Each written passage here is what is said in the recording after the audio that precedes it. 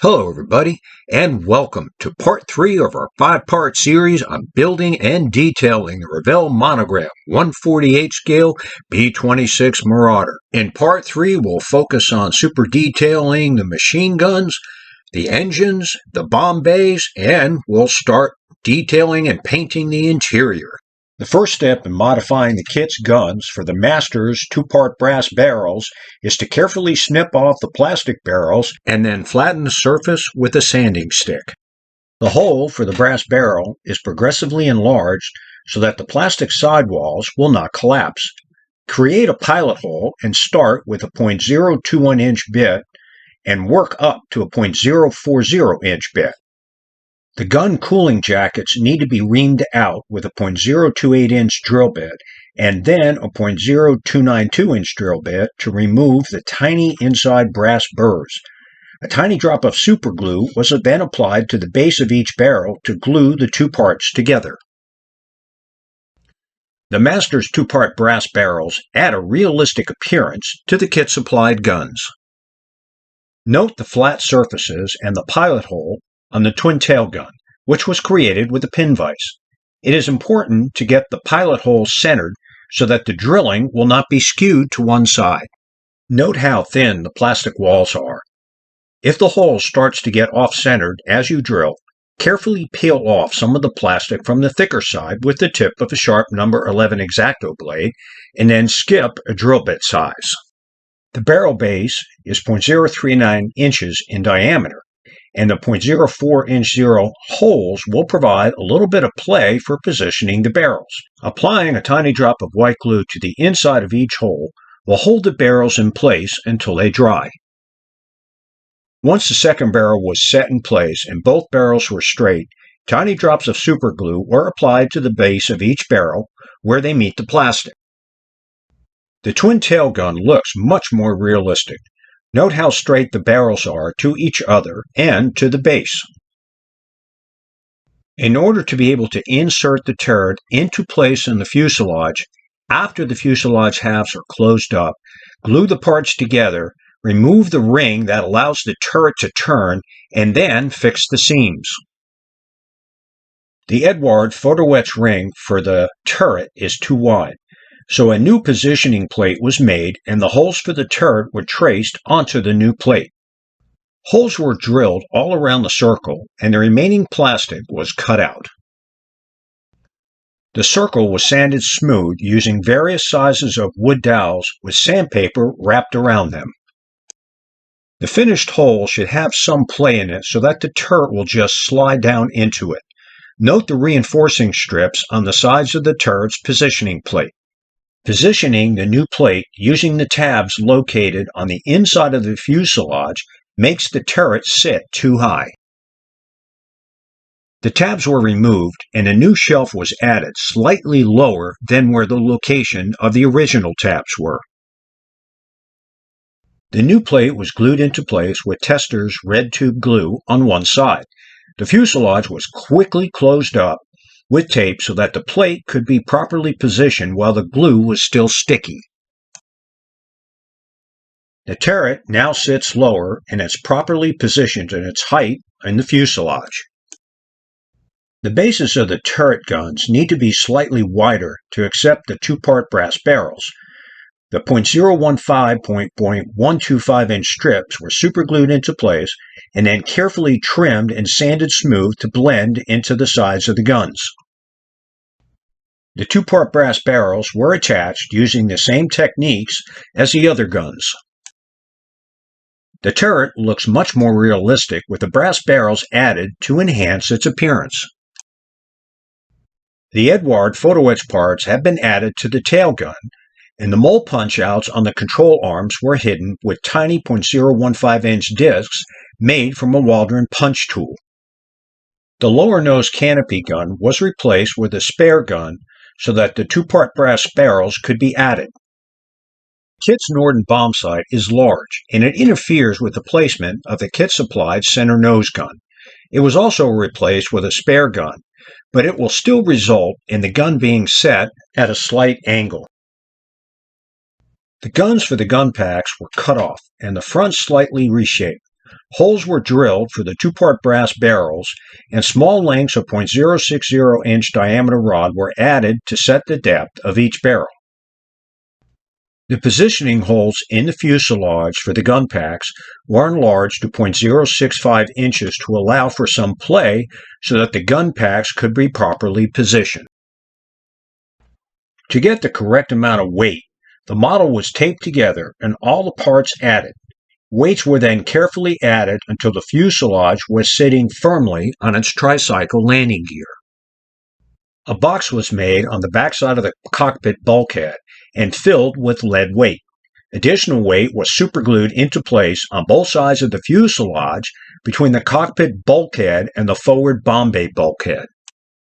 The antennas were removed from the fuselage, cleaned up, and positioning pins added with .025-inch diameter rod. A .0145-inch hole was also drilled through the upper antenna for the wire, which goes through the rudder to this part. All the cockpit interior parts are now ready for priming, painting, weathering, and assembly.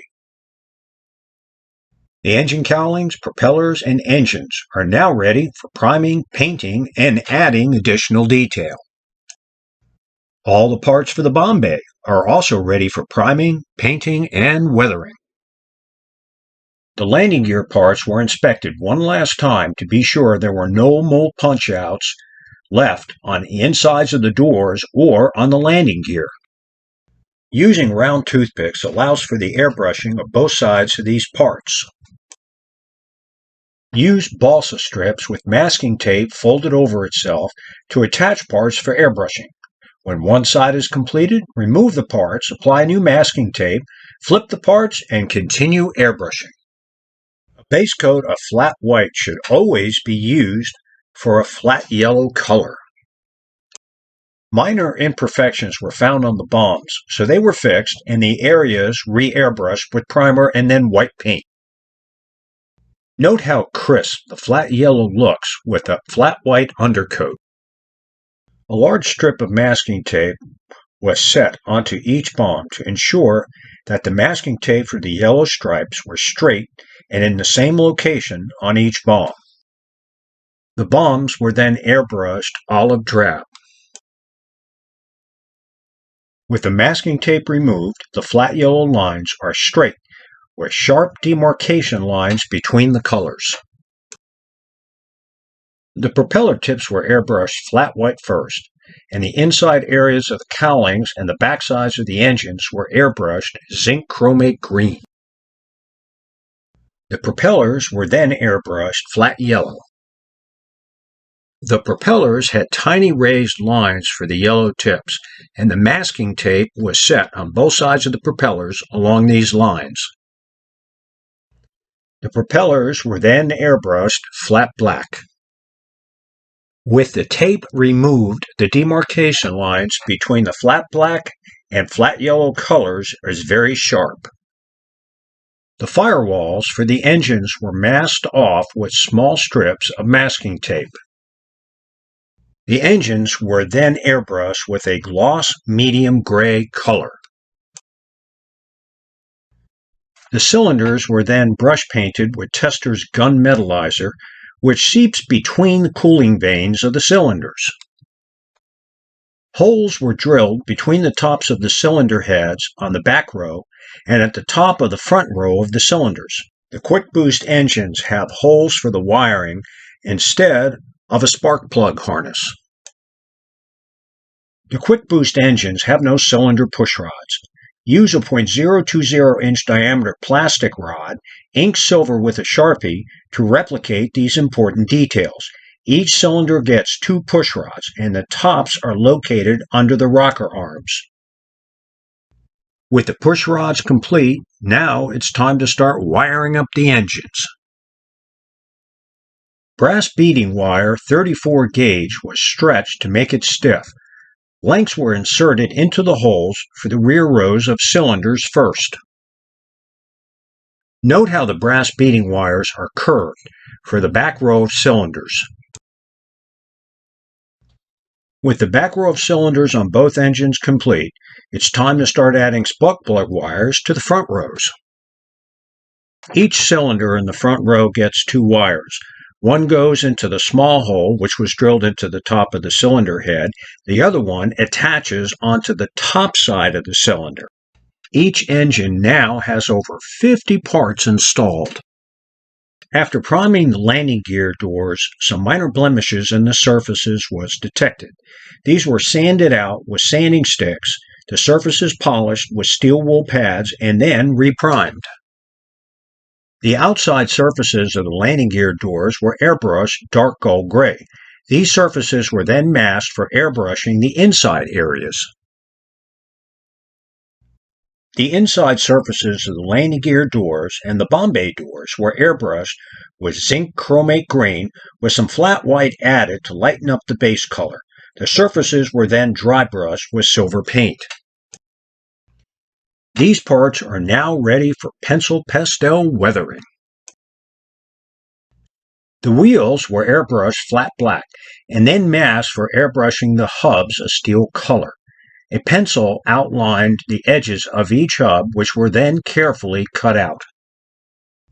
Both sides of each hub were masked and a round toothpick inserted into the axle opening so that both sides of each wheel could be airbrushed. The steel color is pretty loud, but once the hubs get a coat of pencil pastel dust and they are sealed with a flat clear coat, they will look a lot better. Any steel color bleeding onto the tires was fixed with a 0.1 millimeter drafting pen. The landing gear parts are now ready for weathering and installation. To improve the appearance of the rear gun hatches, they were glued into place from the inside. The surfaces were primed and then beads of white glue applied along the seam lines to reduce the size of the gaps. The fuselage interiors were masked in areas where parts would be glued into place. The same lightened zinc chromate green color that was used on the landing gear doors was airbrushed onto all the interior areas of the fuselage. All other parts also received their base colors. A mold punch-out was missed on the left side of the fuselage, so a piece of plastic covered it and then the area was airbrushed. Strips of masking tape were applied around the surface details that would receive a leather color. Larger sections of tape filled in the areas around each raised detail. Note how the seat cushion for the bombardier is masked off. The leather color is a bit shiny, but this will get toned down with the dry brushing of a lighter color. Note the sharp demarcation lines between the colors. The canvas curtain will get airbrushed olive drab with some flat white added to lighten it up. Before airbrushing the canvas color, be sure the masking tape is snug around all the raised surface details that outline the edges of the canvas. The electronic boxes on the side areas of the fuselage are shallow, so mask them carefully. The electronic boxes were airbrushed flat black and the surface details picked out with flat white. The flat white paint was applied with the tip of a round toothpick. Small strips of masking tape were applied around the perimeter of the floor oxygen tank. The oxygen tank was first airbrushed flat white and then flat yellow. The details on the oxygen tank were picked out with a 0.1 millimeter drafting pencil. However, this didn't work very well. Luckily, the oxygen tank will not really be seen once the fuselage halves are closed up. The cockpit bulkhead looks pretty good. The fire extinguisher was masked off and airbrushed flat red. Then the handle and cone were painted flat black. The airbrushing of the cockpit bulkhead is now complete. The metal details on the fuselage sides were dry brushed with tester silver, and the leather was dry brushed with light gray. The Eduard pre-painted photo etched parts were then added. The seat cushions were carefully masked after their base coat of tester's leather color were airbrushed onto them. The seat frames were then airbrushed the same color as the rest of the interior, lightened zinc chromate green. The seat cushions were then dry brushed with a light gray color. The Eduard pre-painted seatbelts were assembled while they were still attached to their trees. This makes bending the small parts and then adding the additional small details much easier. With the pre-painted seatbelts installed, the cockpit seats look much better than the kit-supplied seats. The rear gun sight control and the canvas covering for the control column were carefully masked with tiny lengths of masking tape. The rear gun sight control was dry brushed with silver paint, and the canvas was dry brushed with flat white. Good masking technique will always give you sharp demarcation lines between the colors. The Eduard pre-painted photo etch parts were attached using slow-set superglue so they could be properly positioned. The slow-set glue provides about 5 to 10 seconds of working time before it dries. The cockpit parts have been attached, and all that's left are the engine levers, which will be added later. Tiny holes were drilled into the back of the instrument panel at each instrument location for wiring. The Norden bomb sight was dry brushed to enhance the surface detail, and then a round toothpick was used to add additional colors.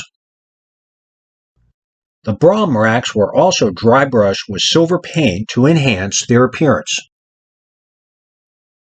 The turret has been airbrushed and detail painted. The .50 caliber machine gun cooling jackets were lightly airbrushed with silver paint, and then the remaining parts for the turret were attached. The clear parts were attached with tiny drops of white glue.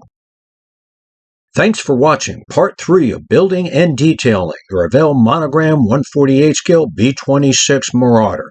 And stay tuned for Part 4, where we add all the interior parts, close up the fuselage, glue on the wings and the tail. And don't forget to subscribe to our channel, give us a thumbs up, and if you get the chance, visit our website at www.mikeashley.com, where you'll find dozens of free PDF downloads. Have a great evening.